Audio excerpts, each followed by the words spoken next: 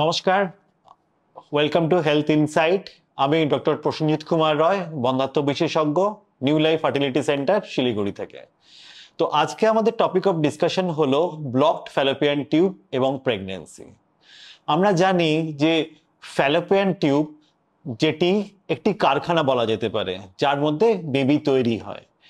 আর infertility বা বন্ধাত্বর আমরা জানি যে 1/3 কারণ হলো এই ব্লকড ফ্যালোপিয়ান টিউব। তো আজকে আমরা এই ভিডিওর মধ্যে জেনে নেব যে ফ্যালোপিয়ান টিউব কি এবং সেটির কাজ কি, ফ্যালোপিয়ান টিউব ব্লক কিভাবে হয়, তার কারণ কি কি হয়, ফ্যালোপিয়ান টিউব যে ব্লক যে হয় তার কোনো ট্রিটমেন্ট আছে কিনা, যদি একদিকের ব্লক হয় তার কোন সম্ভব, যদি দুদিকের ব্লক হয় তার কি উপায় প্রেগন্যান্সি সম্ভব, এবার যদি হাইড্রোসালপিংস হয় তার কি করণীয়, এটা সার্জারি করতে হবে না আইভিএফ করতে হবে। তো আজকে আমরা ডিটেল ডিসকাশন করব এই ব্লকড ফ্যালোপিয়ান টিউব নিয়ে। তো প্রথমেই আসি যে এই ফ্যালোপিয়ান টিউবটি বেসিক্যালি কি, এর কাজ কি। আমরা জানি যে প্রত্যেক মাসে ডিম্বাশয় থেকে একটি করে ডিম নিঃসৃত হয় বা ওভুলেশন যেটাকে বলা হয়। তো প্রত্যেক মাসে যখন ওভুলেশন হয় সেটা পিরিয়ডে 14 থেকে 15 দিনের মাথায় আপনার ডিমটি সেটি প্রস্ফুটিত হয়, সেটি তারপরে আপনার টিউবের ভেতরে ঢোকে। টিউবের ভেতরে কি করে ঢোকে, টিউবটা যে মোটিলিটি আছে সেই মোটিলিটি যে তার চলর যে ক্ষমতা আছে সেটি যখন ডিম্ব নিঃসরণ হয় তখন সে তার ডিম্বাশয়ের কাছে যায়, সেই ডিমটিকে সে কালেক্ট করে, তার ভেতরে সেটিকে নিয়ে নেয় ফিম্বিয়ার মাধ্যমে। এবার কি হয়, এবার এই সময় যদি হাজব্যান্ড ওয়াইফ বা পার্টনার যদি একসঙ্গে থাকেন তাহলে স্পার্ম যায় শরীরের ভেতরে, সেটি যায় টিউবের ভেতরে। আউট অফ মিলিয়ন স্পার্ম কিন্তু অনলি একটি স্পার্ম ফার্টিলাইজ করতে পারে ওভামকে। সুতরাং এই যে ফার্টিলাইজেশন বা নিষিক্তকরণ হয় তার ফলে যে ভ্রূণ বা এমব্রায়ো তৈরি হয় সেটি কিন্তু এই টিউবের মধ্যেই হয়। টিউবের মধ্যেই প্রথম এটি ফার্টিলাইজেশন হয়, তারপরে তার সেল ডিভিশন হতে থাকে। এই যে ভ্রূণটা তৈরি হয় সেটি আস্তে আস্তে স্টেজে বাড়তে থাকে, D3 এমব্রায়ো, মরুলা, ব্লাস্টোসিস, এইভাবে তার বাড়তে থাকে।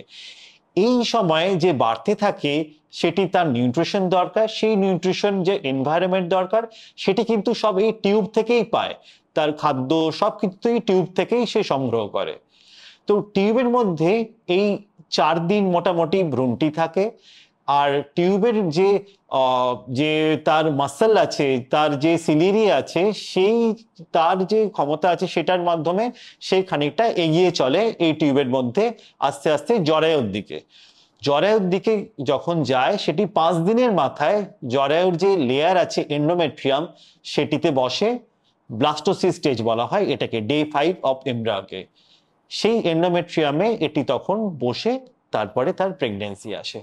তারপরে সেই প্রেগন্যান্সিটি 9 মাস অবধি চলতে থাকে। এবারে জানতে হবে টিউবের যে ড্যামেজ হয় তার কারণ কি কি আছে। প্রথমত যে মূল কারণ হলো সেটি হলো ইনফেকশন। প্রথম হলো ইনফেকশন, তারপর হলো সেক্সুয়ালি ট্রান্সমিটেড ডিজিজ যেমন ক্ল্যামাইডিয়া, গনোরিয়া, এগুলোর ক্ষেত্রে যদি ইনফেকশন হয় সেটি আপনার ড্যামেজ করতে পারে। এছাড়া আছে যদি প্রিভিয়াস একটোপিক প্রেগন্যান্সি হয়ে থাকে সেক্ষেত্রে আপনার টিউব ড্যামেজ হয়ে যায়। এছাড়া আছে ইন্ডিয়াতে মোস্ট কমন যেটি হলো সেটি হলো টিউবারকুলোসিস। যদি টিবি আপনার যে কোনো জায়গায় হয় সেটি কিন্তু আপনার টিউবকে পেটের মধ্যে এফেক্ট করতে পারে, যেটা ইন্ডিয়াতে মোস্ট কমন বলা যেতে পারে যে টিবি থেকে টিউবাল ড্যামেজ হয়। এছাড়া প্রিভিয়াস যদি মিসক্যারেজ হয়ে থাকে, যদি আপনার ফাইব্রয়েড বা টিউমার যেটি সেটি এমন একটা পজিশনে আছে যেটি টিউবটিকে বন্ধ করছে, এন্ডোমেট্রিওসিস, প্রিভিয়াস কোনো অ্যাবডোমিনাল সার্জারি, তো এই কারণগুলোর জন্য আপনার কিন্তু টিউব ড্যামেজ হতে পারে। এবার আমরা আসি যে টিউবাল ব্লক কি কি ধরনের হতে পারে। তো এটাকে পজিশন অনুযায়ী আমরা ভাগ করতে পারি। যেটা একদম ইউটেরাসের কাছে যে পোর্শনটা টিউবের সেটাকে প্রক্সিমাল পার্ট বলা হয়, যদি সেখানে ব্লক বলা হয় সেটাকে প্রক্সিমাল ব্লক বলা হয়। মিড সেগমেন্ট যদি ব্লক থাকে সেটাকে মিড সেগমেন্ট ব্লক, আর একটা হচ্ছে ডিস্টাল ব্লক, এছাড়া হয় ফিমোরাল ব্লক। তো এই 4টে পার্টে কিন্তু টিউব ব্লক হতে পারে। এবার আমরা কারণ জানলাম, কোথায় কোথায় ব্লক হয়ে জানলাম। এবার আমরা জানবো যে কোনো সিমটম আছে কিনা। এবার অনেক সময় পেশেন্ট এসে আমাদের বলে যে ডাক্তারবাবু আপনি তো আমাকে বলছেন টিউবাল ব্লক, কিন্তু আমার তো কোনো সিমটম নেই, আমি তো কিছুই জানতে পারিনি এতদিন ধরে। অবশ্যই টিউবাল ব্লকের কিন্তু কোনো রকম সিমটম হয় না ইউজুয়ালি, যদি না আপনার সিভিয়ার কোনো পেলভিক ইনফেকশন বা পিআইডি হয়ে থাকে, পেলভিক ইনফ্লেমেটরি ডিজিজ বা টিউবারকুলোসিস বা এন্ডোমেট্রোসিস যেটি অন্যতম কারণ টিউবাল ব্লকের, যদি এগুলোই না হয়ে থাকে তাহলে কিন্তু আপনি খুব একটা সিমটম টিউবাল ব্লকের হবে না। তো আমরা টিউবাল ব্লক একমাত্র ডায়াগনোসিস করতে পারি কি করে? তো এবার যদি আসি ডায়াগনোসিসের ফার্স্ট স্টেপ হচ্ছে হিস্ট্রি। মানে আপনার যদি কোনো রকম সিমটম থাকে, লাইক যদি আপনার পেটে ব্যথা থাকে, সেক্ষেত্রে যেমন এন্ডোমেট্রোসিস বলে থাকি, বা প্রিভিয়াস একটোপিক প্রেগনেন্সি, এরকম যদি কোনো হিস্ট্রি থাকে তাহলে it is easy to find যে আপনার টিউবের কিন্তু প্রবলেম থাকবে। সুতরাং যদি আপনার এরকম কোনো হিস্ট্রি না থাকে, আমরা পেশেন্টদের বলি তার যদি নর্মাল মেনস্ট্রুয়াল সাইকেল থাকে, তার হাজবেন্ডের সিমেন প্যারামিটার নর্মাল থাকে, আমরা প্রথমে কিন্তু টিউব টেস্টের দিকে যাই না। আমরা বলি 6 থেকে 12 মাস আপনার ওভুলেশন আপনি মনিটরিং করুন ও একসঙ্গে আপনি নর্মালি থেকে ট্রাই করুন। কিন্তু তারপরেও যখন কারোর প্রেগনেন্সি আসছে না, তখন আমরা তার টিউব টেস্ট করতে বলি। টিউব টেস্ট কিন্তু 2-3 উপায় করা যেতে পারে। ফার্স্ট হচ্ছে এইচএসজি বা হিস্টেরোস্যালপিঙ্গোগ্রাফি। এটি কখন করা হয়? এটি পিরিয়ডের 6 থেকে 12 দিনের মধ্যে করা হয়। পিরিয়ড যা শেষ হবার পরে এটিকে করা হয়। এটি কি করা হয়? এটি একটি ডাই থাকে যেটি আপনার ভ্যাজাইনা দিয়ে, এটি ক্যাথেটারের মাধ্যমে সার্ভিক্সের মধ্যে দিয়ে পুশ করা হয়। সেই ডাই দুটো টিউব দিয়ে বেরোচ্ছে কি বেরোচ্ছে না সেটি একটি এক্সরের মাধ্যমে দেখা হয়, এবং এক্সরে প্লেটটি দেখলে আমরা বুঝতে পারি যে ডাইটা দুপাশে বেরিয়েছে কি বেরোয়নি। তো এইচএসজি, যেটা অনেকের মতে পেনফুল একটু প্রসিডিওর, কিন্তু আমরা আজকাল একটি ছোট্ট ক্যাথেটারের মাধ্যমে করে থাকি যাতে আপনার পেনের সম্ভাবনাটা অনেকটাই কমে যায়। সেকেন্ড হয় এসএসজি বা হাইপোসি। এখানে আমরা কোনো রকম ডাই পুশ করি না, এখানে স্যালাইন পুশ করি, আর এখানে আল্ট্রাসাউন্ডের মাধ্যমে আমরা দেখে নিই যে তার স্যালাইনটা তার পিওডি বা পেলভিক রিজিয়নে তার জমা হয়েছে কি হয়নি। এক্ষেত্রেও আমরা কিন্তু ডায়াগনোসিস করে নিতে পারি তার টিউব খোলা আছে না বন্ধ আছে। এটি অপেক্ষাকৃত একটু কম পেনফুল। তো এই দুটি পদ্ধতির মাধ্যমে আমরা করতে পারি। এছাড়া হচ্ছে থার্ড হচ্ছে ল্যাপারোস্কোপি। যদি মনে করুন কোনোভাবে বোঝা যাচ্ছে না তার টিউব খোলা কি বন্ধ, কনফিউশন আছে, সেক্ষেত্রে আমরা কিন্তু ল্যাপারোস্কোপি, যেটি গোল্ড স্ট্যান্ডার্ড বলা হয় যে আমরা টিউব ডায়াগনোসিস এটার মাধ্যমে 100% করতে পারি।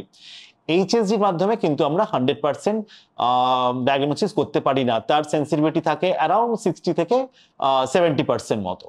অনেকে জিজ্ঞেস করেন যে মনে করুন আমার একটি টিউব ব্লক আছে, তাহলে কি আমার কোনো রকম ট্রিটমেন্ট কি সম্ভব? মানে আমি প্রেগনেন্ট হতে পারবো নিজে থেকে? অবশ্যই আপনি হতে পারবেন। আপনার যদি একটি টিউবও খোলা থাকে সেটা দিয়েও আপনি ট্রাই করতে পারেন। বাট আমরা অলওয়েজ সাজেশন দিয়ে থাকি যদি আপনি দেখেন একটি টিউব বন্ধ আর একটি টিউব খোলা, তাহলে ল্যাপারোস্কোপি করে সেটিকে কনফার্ম করুন যে আপনার বাকি টিউবের কন্ডিশন কেমন আছে, অন্য কোনো প্যাথোলজি কিছু আছে কিনা। এবার অনেকে জিজ্ঞেস করেন যে আমার দুটো টিউব বন্ধ, এক্ষেত্রে আমার অপশন কি? সেক্ষেত্রে কি আমাকে আইভিএফ যেতে হবে? না, আপনার দুটি টিউব বন্ধ থাকলে আপনার দুটো অপশন, এক সার্জারি, সেকেন্ড আইভিএফ। সার্জারি কখন আমরা বলি? সার্জারি যখন আমরা বলি যে যখন আপনার মনে করুন টিউবের কন্ডিশন খুব একটা খারাপ নয়, মানে ইনফেকশন হয়েছে বাট টিউবটা খুব বেশি অ্যাডেশন নেই বা এন্ডোমেট্রোসিসে খুব বেশি ড্যামেজ হয়নি, সেক্ষেত্রে আমরা কিন্তু মাইনর যদি ড্যামেজ হয়ে থাকে সেক্ষেত্রে কিন্তু টিউবাল ক্যানুলেশন করে আমরা টিউবকে খুলে দিয়ে আসতে পারি। কিন্তু যদি মেজর ড্যামেজ হয়ে থাকে তাহলে কিন্তু টিউবকে খোলা সম্ভব না। যদি বিশাল কোনো অ্যাডিশন হয়ে থাকে, সিভিয়ার এন্ডোমেট্রোসিস হয়ে থাকে, সেক্ষেত্রে কিন্তু টিউবাল সার্জারির খুব একটা কিন্তু রোল নেই। আবার টিউবাল সার্জারির পরে এটাও জানতে হবে চান্স অফ একটোপিক প্রেগন্যান্সি আপনার বেড়ে যায়, চান্সেস অফ যেগুলো অ্যানাস্থেটিক কমপ্লিকেশনস এগুলো অনেক বেশি থাকে টিউবাল সার্জারির পরে।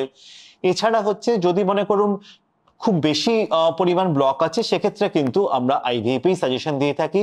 যদি এছাড়া যদি মনে করুন আপনার সিমেন প্যারামিটার অ্যাবনর্মাল আছে, অন্য কোনো কারণ আছে, মনে করুন ডিমের কন্ডিশন খুব একটা ভালো নেই, ইউটেরাসে কোনো সমস্যা আছে, সেক্ষেত্রে সময় নষ্ট না করে সার্জারির জন্য বেটার অপশন আইভিএফ এ আপনি ডাইরেক্ট আপনার প্রেগন্যান্সি ট্রাই করুন। অনেকে আবার জিজ্ঞেস করেন যে আমরা সার্জারি ছাড়া কি টিউব কোনো মেডিসিনে খুলে যেতে পারে?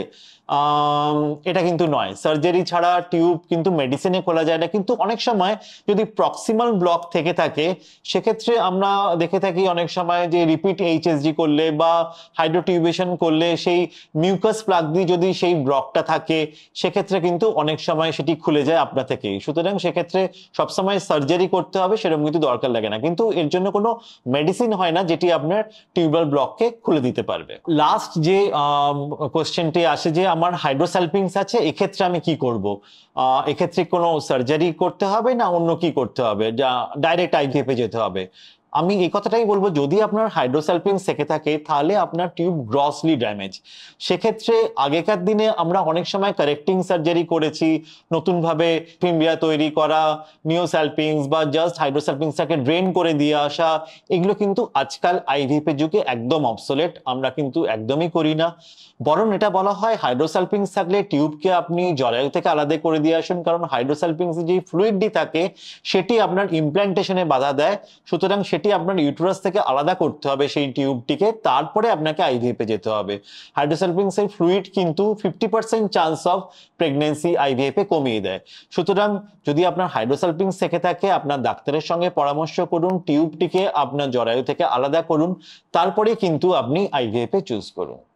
সুতরাং আজকে আমরা এই ভিডিওর মাধ্যমে জেনে নিলাম যে ব্লক ফ্যালোপিয়ান টিউব কিভাবে হয়, কিভাবে আমরা ট্রিটমেন্ট করব, এবং আইভিএফ এর মাধ্যমে কিভাবে প্রেগন্যান্সি সম্ভব ব্লক ফ্যালোপিয়ান টিউব সত্ত্বেও। নমস্কার, ভালো থাকুন, সুস্থ থাকুন।